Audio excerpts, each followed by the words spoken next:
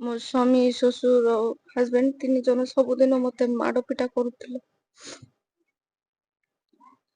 ମୋ ଶ୍ୱଶୁର ମୋ ସହିତ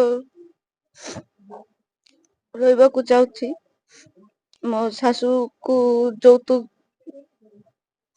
ଦେବାକୁ କହୁଛି ସବୁବେଳେ, ଏଇଟା ଆନେ ସେଇଟା ଆନେ। ଯେତେ ଦେଲେ ବି ହଉନାହିଁ, ସବୁବେଳେ ମତେ ଟର୍ଚର କରୁଛି। ମୋ ସ୍ୱାମୀ ଗୋଟେ ଝିଅ ସନ୍ତାନ ହେଇଛି ବୋଲିକିନା ତାକୁ ବି ମାରିବାକୁ ଚାହୁଁଛି, ମତେ ବି ମାରିବାକୁ ଚାହୁଁଛି। ଗତ ମଙ୍ଗଳବାର ଦିନଠୁ ମତେ ବହୁତ ମାଡ଼ ପିଟା କରୁଥିଲା। ଗାଁ ଲୋକ ଦେଖି ମୋ ବାପ ଘରକୁ ଖବର ଦେଇଛି।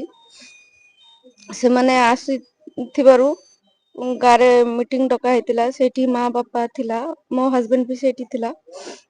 ମୋ ଶ୍ୱଶୁର ମତେ ଡାକିକିନା ଖରାପ ଉଦ୍ଦେଶ୍ୟରେ ମତେ ଡାକିଥିଲା। ମୁଁ ମନା କରିବାରୁ ମତେ ବହୁତ ବାଡିଛି। ମୋ ଝିଅ ହେଇଛି ମୋ ନର୍ମାଲରେ, ସେଠି ଯୋଉ ସିଲେଇ ପଡୁଛି ସେଇଠି ବି ଲାତ ମାରିଛି। ମୁହଁରେ ତକିଆ ଦେଇକିନା ବେକ ଚିପି ଧରିଥିଲା।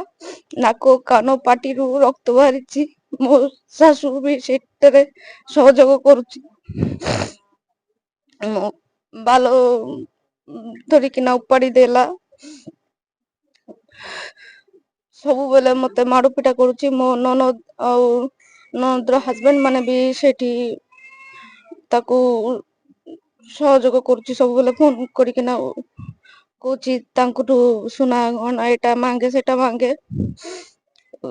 ସେମାନେ ମଝିରେ ମଝିରେ ଆସିକିନା ମତେ ଧମକ ଦଉଛି, ମାରିବା ପାଇଁ ଆସୁଛି। ମୋର ନନଦ ନା ସଙ୍ଗୀତା ମଣ୍ଡଳ। ଆଉ କଣ ଚାହୁଁଛନ୍ତି ଆପଣ? ମୁଁ ଚାହୁଁଛି ସେମାନଙ୍କୁ ଉଚିତ ଦଣ୍ଡ ଦିଆଯାଉ। ମୋ ଶ୍ୱଶୁର ଆଉ ଶାଶୁ କଥାରେ ମୋ ହଜବେଣ୍ଡ ବେଶୀ ମତେ ମାରୁଛି ସବୁବେଳେ ଆସିକିନା।